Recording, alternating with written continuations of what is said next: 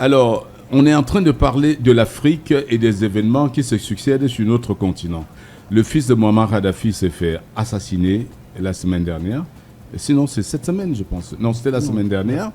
Et on parle du déploiement des troupes américaines au Nigeria. 200 militaires américains. Et le Nigeria s'empresse de préciser que non, ils ne sont pas là pour participer directement aux opérations. Leur rôle, ce sera juste limité à la formation des forces nigériennes. Et si on envoie 200 militaires pour former les troupes disons qu'en matière de l'armée, on ne peut pas tout dire ce qu'on doit faire. Ouais. Donc, pour garder certains secrets, afin que l'adversaire ne sache pas ce qu'on est en train de faire. Mais ce qui est en train de se passer au Nigeria, c'est le système que Trump a mis en place, la diplomatie du deal.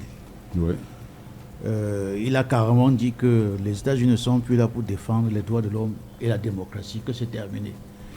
Et que pendant que les Américains défendaient la démocratie et les droits de l'homme, la Chine prenait les parts de marché. Ouais.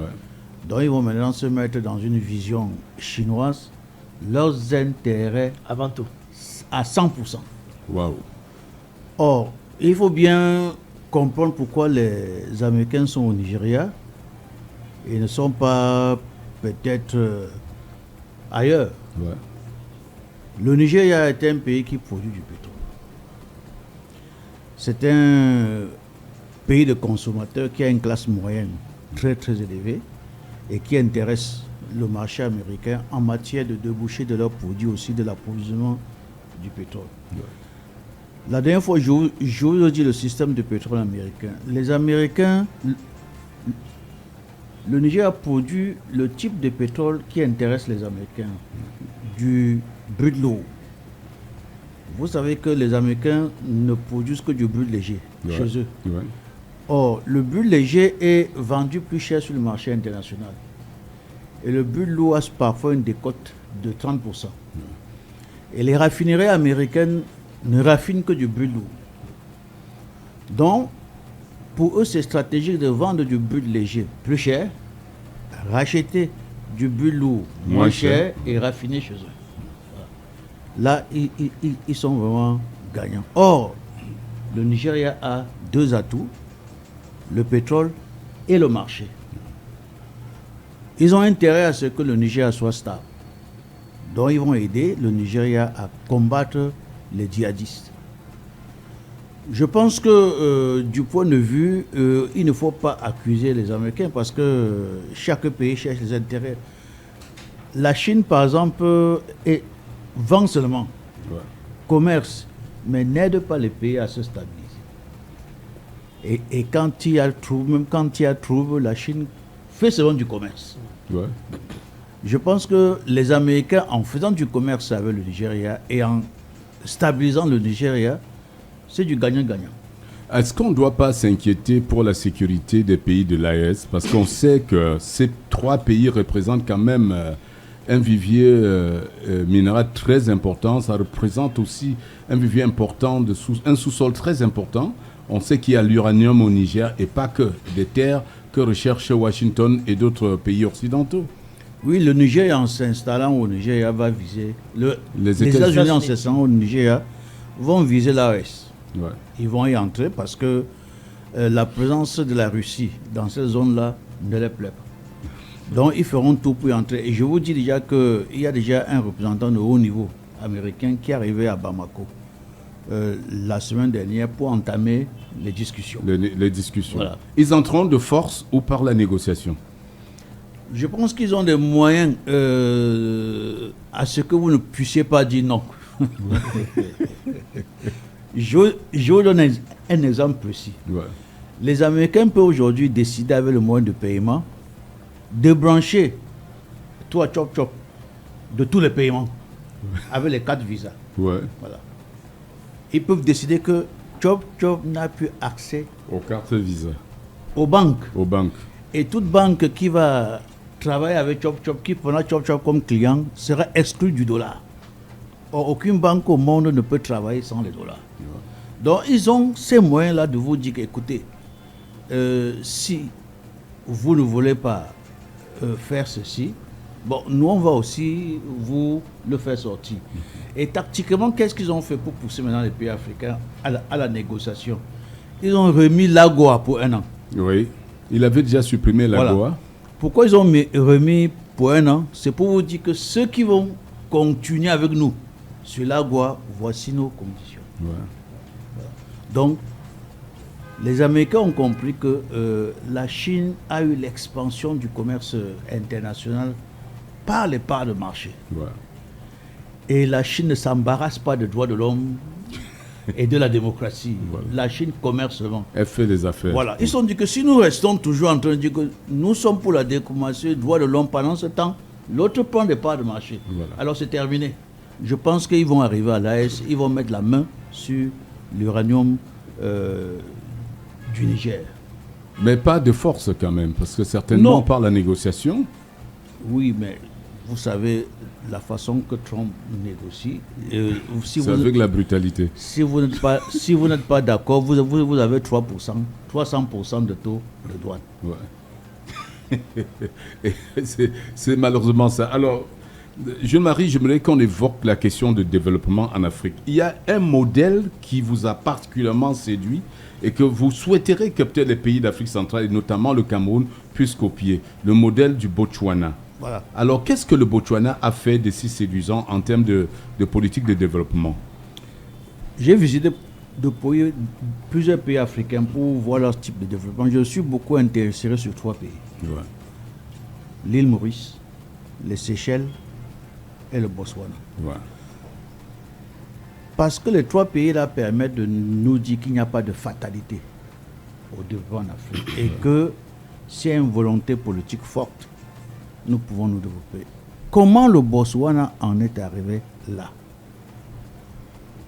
Le Botswana est un pays qui a des ressources en matière première, dont la ressource la plus importante, c'est le diamant. Je vous dis que il y a une chose que les Africains souvent disent, que nous sommes riches.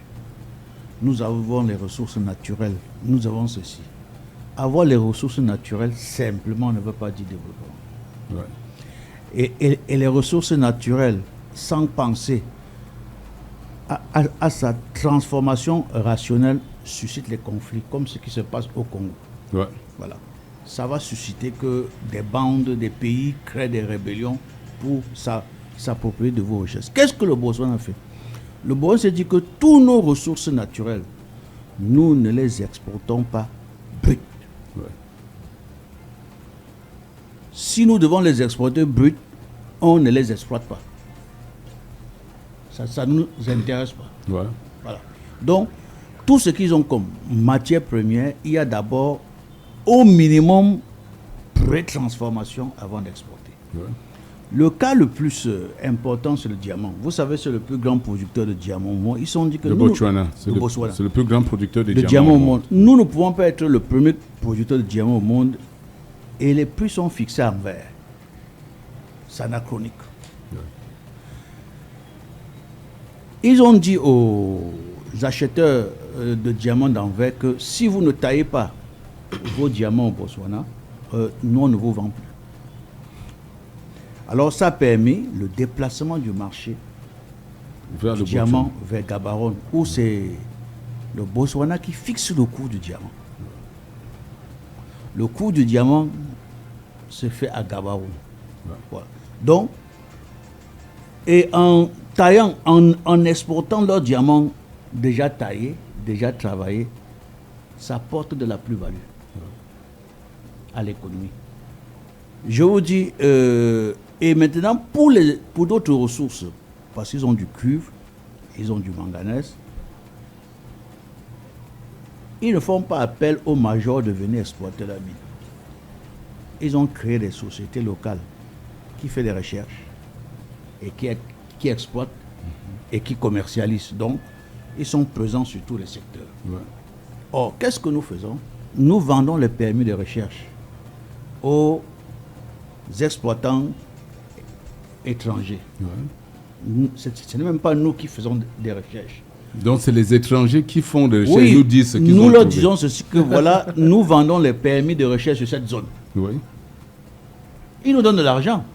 D'où le scandale de l'or, de 15 tonnes d'or à l'Est Cameroun. On a déclaré combien de kilos? C'est là où je voulais en venir. D'accord. Donc, allons droit au but. Dans le cas du Cameroun. Quand vous signez les permis de recherche avec les majors, dans le contrat, ils disent qu'au cas où nous trouvons, c'est nous qui l'exploitons. Mais quand ils vont trouver ces mines-là, la quantité, est-ce que c'est sûr qu'ils ont évalué la vraie quantité de la mine qui s'y trouve? Parce que c'est eux qui ont fait les recherches. Oui. Je vous donne le cas du pétrole. Si par exemple on dit qu'il y a une réserve de 100 millions de barils, c'est eux qui déclarent, c'est eux qui ont fait recherche. Est-ce que c'est sûr? Ça peut être 1000 milliards de barils. Est-ce que nous avons les moyens de contrôler ça? Est-ce que nous avons l'outil technique pour nous-mêmes mener ces recherches au Cameroun? Nous pouvons le faire, puisque d'autres pays le font. Le Botswana le fait. Ouais. Bon, pourquoi pas nous? Voilà. Je ne crois pas qu'il y ait plus de gens plus intelligents au Botswana que nous au Cameroun. Je pense qu'il faut maintenant arriver à ce que les pays africains se mutualisent pour créer un major en matière d'exploitation, de recherche et d'exploitation pétrolière. Ouais. Que nous mutualisons nos forces pour capter toutes ces plus-values et toutes ces valeurs ajoutées. Les pays de Golfe ont plus d'argent. Je donne un exemple. Si vous voyez le Gabon a la même quantité de production de pétrole que le Sultanat d'Oman. Presque la même population que le Sultanat d'Oman. Mais quand vous voyez le niveau de vie de ces deux pays, c'est le jour et la nuit. Ouais. Pourquoi? Parce qu'ils ont leur major, c'est eux-mêmes qui font des recherches, qui exploitent, qui commercialisent. Et toute la chaîne de valeur ajoutée, ils captent cela. Mais l'histoire nous rappelle que rien de tel ne marche pour longtemps en Afrique. On a vu avec l'aviation civile, avec la mort de Air Afrique, qui fut une fierté de l'Afrique, où plusieurs pays s'étaient mis autour de la table pour créer une compagnie. Ça n'a pas fonctionné. Est-ce que pour les minerais, ça fonctionnerait mieux que pour les transports? Ça n'a pas fonctionné parce que le système d'Air Afrique, où il y avait les quotas pour chaque pays, vous savez qu'en matière de développement, il faut la compétence. Ouais. Il ne faut pas mettre les quotas. Il faut le quota du Togolais, le quota de tel. Il faut se dire, il faut donner les moyens. Et si on avait donné les moyens à l'Afrique, comme Ethiopian Airlines fait, est-ce que vous savez que Ethiopian Airlines recrute d'autres Africains? Ce ne sont pas seulement les Éthiopiens qui travaillent. Oui, il y a même les hôtesses de l'air. Voilà. J'ai ma nièce qui est hôtesse de l'air. Est-ce que vous savez que Emirates a les pilotes africains? Bien sûr. Turkish Airlines a les pilotes africains. Bon, Qatar Airways. Voilà, Mon grand frère a pris sa retraite, il était commandant de bord Qatar Airways. Si on avait dit à Air Afrique, ne recrutez que les compétents. Laissez les quotas. Chaque pays dit que je veux avoir, même parmi les hôtesses, il faut que j'ai mon pourcentage. Non, ça ne peut pas marcher. Donc, de telle sorte que ceux qui sont arrivés à Air Afrique n'étaient pas des gens compétents. Donc, un problème de méritocratie. D'où un problème de méritocratie. Oui, c'était un problème de méritocratie. Donc, une compagnie. Mais si ça s'est posé dans Air Afrique, est-ce que ce même problème de méritocratie risque de ne pas ressurgir dans la mutualisation en vue d'exploiter les mines? Voilà, c'est pour ça qu'on tire les leçons du passé, pourquoi la mutualisation a échoué. Et en refaisant les nouvelles mutualisations, on tire la leçon et passer à autre chose. Voilà. Alors, Président, on parle de mutualisation. Tu voulais poser une question, Jordan? Oui, je vais revenir un peu sur le cas des États-Unis. Déjà, bonne fête de la jeunesse, monsieur Kemedjou. Bonne fête de la jeunesse. Ah, est-ce que je suis encore jeune? Non, on est jeune, je pense qu'on est jeune de 0. De 7 à 77. Voilà, donc. Alors, ma question, c'est de savoir sur quel sera l'impact sur la diplomatie mondiale suite à l'affaire, effectivement, de notre cher Donald Trump, sur les allégations qui s'avèrent, si les allégations s'avèrent vraies en ce qui concerne l'affaire de Jeff Einstein. Jeff Einstein, quel sera l'impact de la diplomatie américaine sur le monde? Cette affaire d'Epstein-là, il faut voir cette affaire-là avec beaucoup de pincettes. Et se poser la question, vous savez qu'il y a un organisme qui tire les ficelles au monde et qu'on ne pense pas qu'Epstein ait pu faire cela seul. Ouais. Et lorsqu'on voit le volume du dossier, je ne vois pas quelqu'un compiler des millions de dossiers Ouais. si ça n'était pas utilisé par un organisme pour tirer les ficelles. Beaucoup de gens soupçonnent le Voilà. Mossad derrière cette affaire. Et ce n'était pas seulement une affaire sexuelle. Donc l'affaire sexuelle était là-bas pour faire ce qu'on appelle le compromat. Le compromat. Voilà. Vous compromettre et vous faire chanter à ce que lorsque vous prenez une décision dans votre pays, vous le faites en fonction de ce groupe.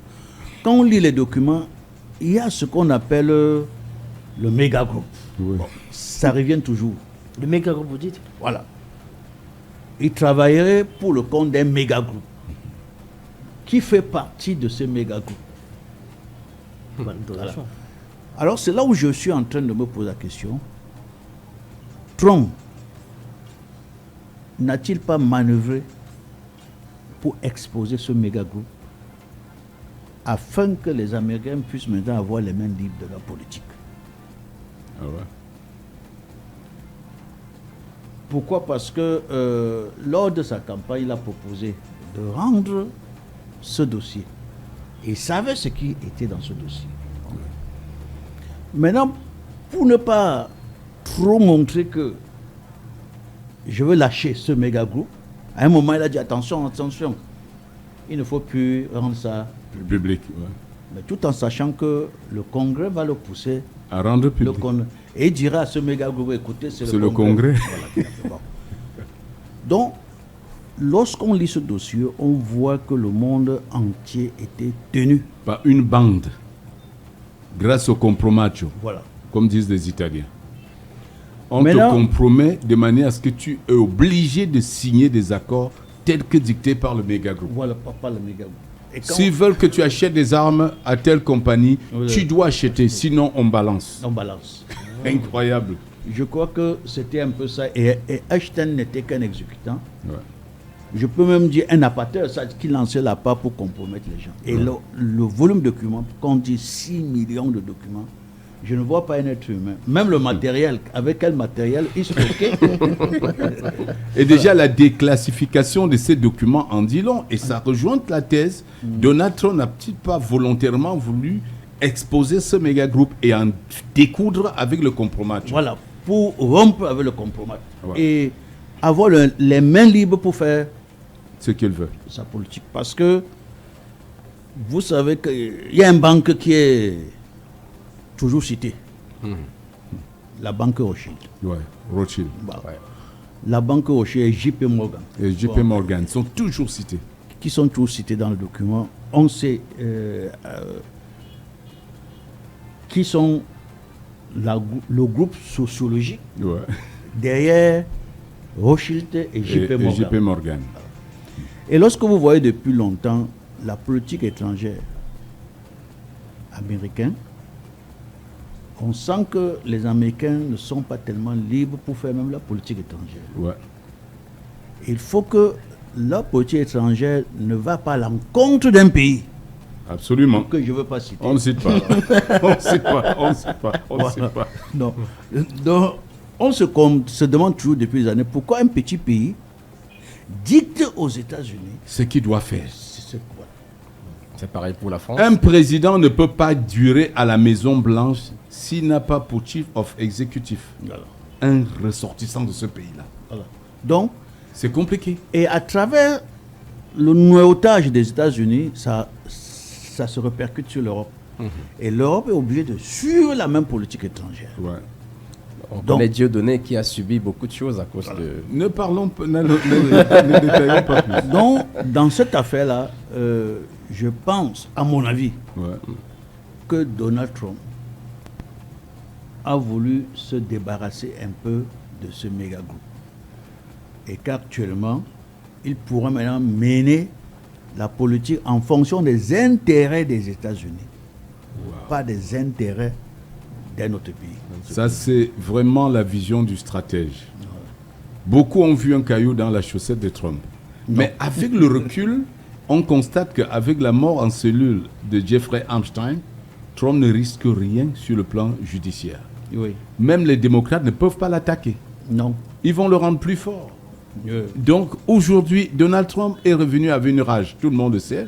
Il sait que s'il a perdu son deuxième mandat face à Joe Biden, Ce méga groupe a certainement Joué un influencé, pesé de tout son poids, puisque Trump n'était pas très fan. Il n'était pas très fan du vaccin du Covid. Il ne se cachait pas, il ne mettait pas de filtre pour parler de cette histoire de Covid. On lui a fait payer cher. Et alors, Trump revient chargé. Il veut en découdre. Il a décidé d'exploser beaucoup de choses.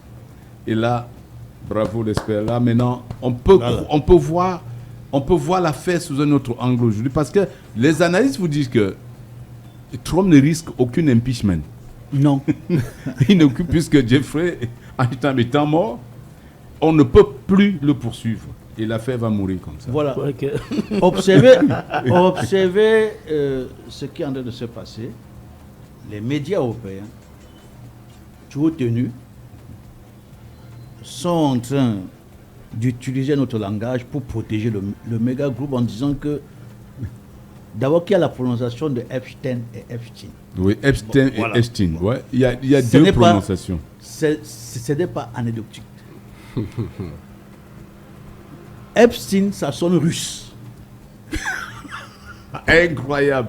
Ils veulent Et diriger vers Epstein, Poutine. voilà. Et Epstein, Ça sonne le pays ça là. sonne ce pays. Voilà. Ouais. Oui. Donc, voyez, suivez les journaux, vous verrez ceux qui prononcent Epstein sont en train de viser ce pays-là. Epstein, il veut dire que Lavez les mains. c'était un agent russe. Ouais. Voilà c'est ce que les journaux commencent déjà à le dire. Ils veulent déjà diriger, ils veulent Et noyer il le veut déjà poisson. Wow. diriger vers à l'opinion publique Epstein, parce qu'il prononce comme Poutine. Oui, comme Poutine, Voilà. Epstein.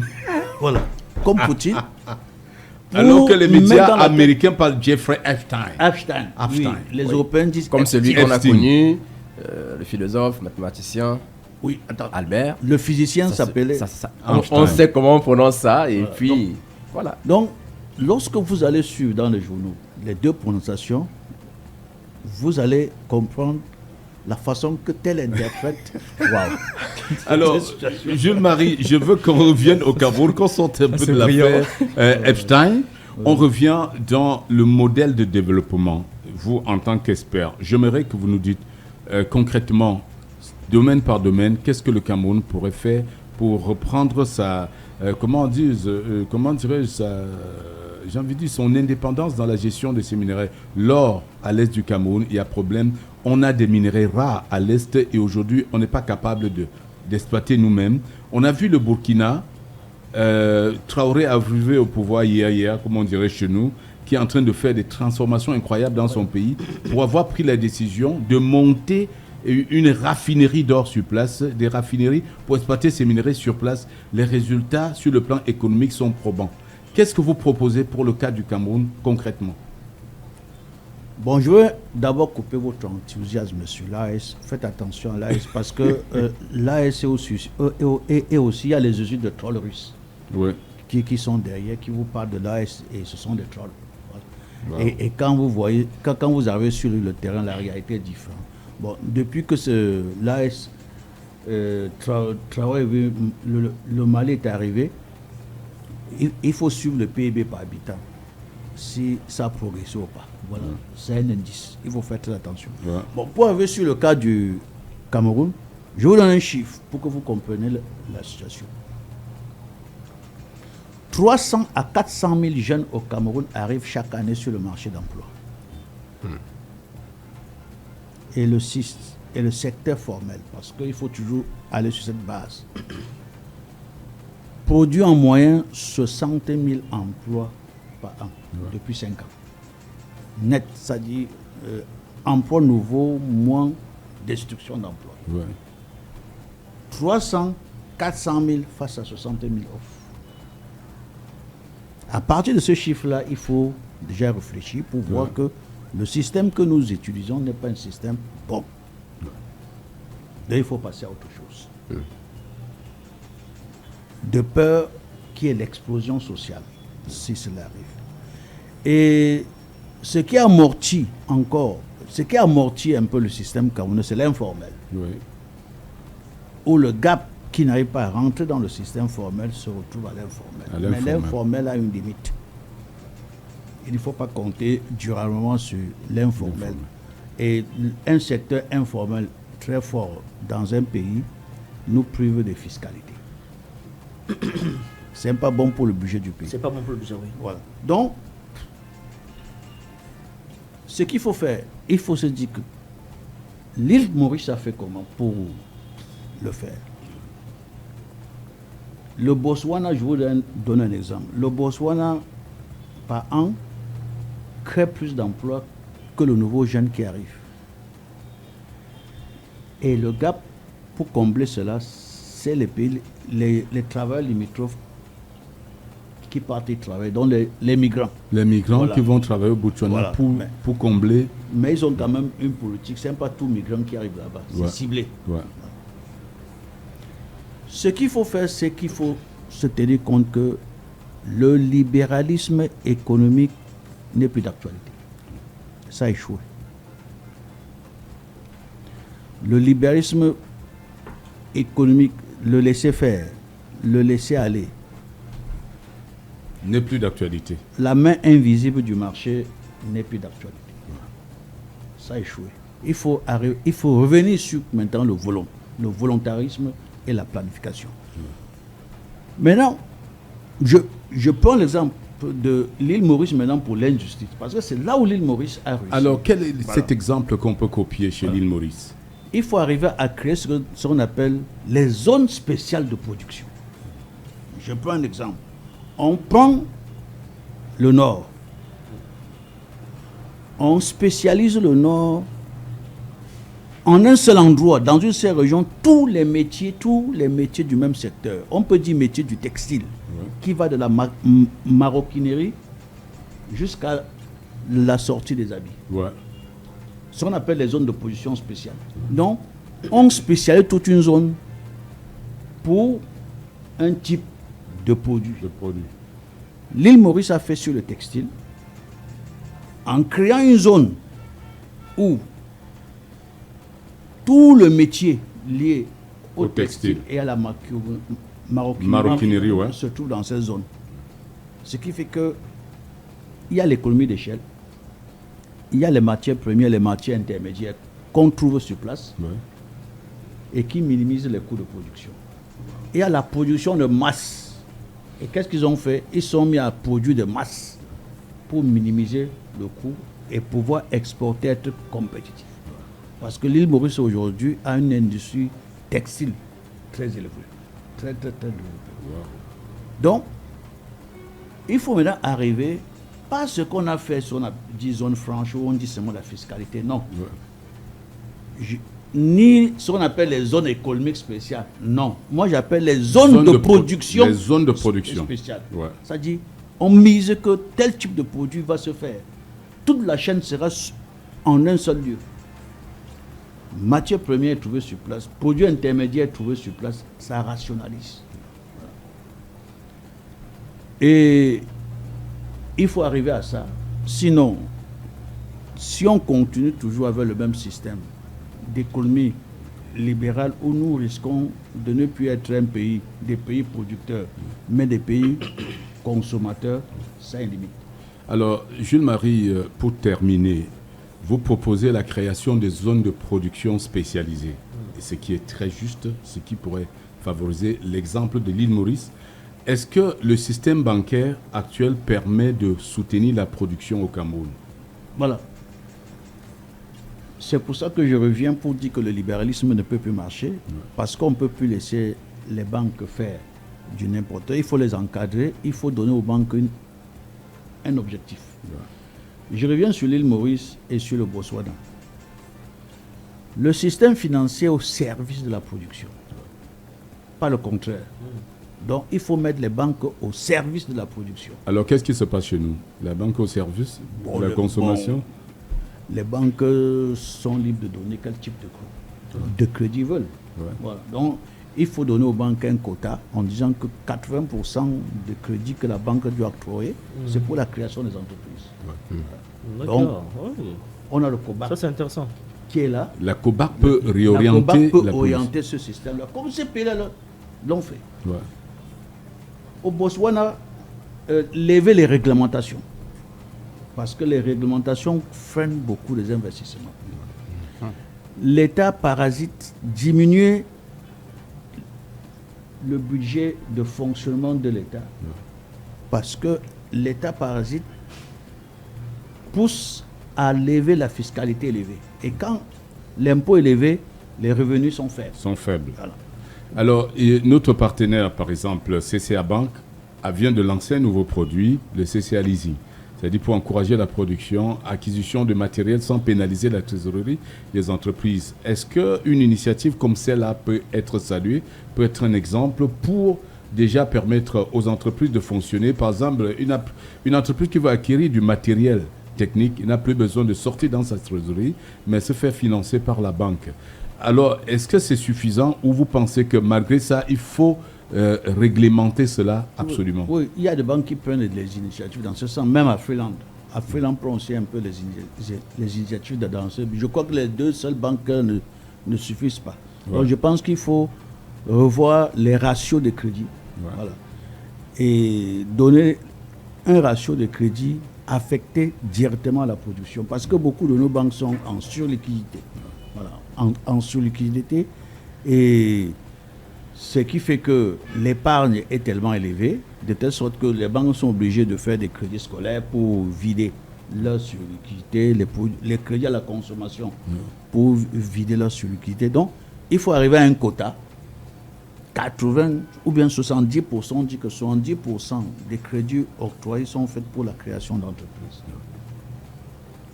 Je pense que c'est dans ce sens-là qu'on pourra solutionner le problème. Voilà, solutionner le problème. Merci infiniment, Jules-Marie Kémaju. Nous rappelons que vous êtes membre du Club 89 de Paris, expert des questions économiques, des questions de planification internationale.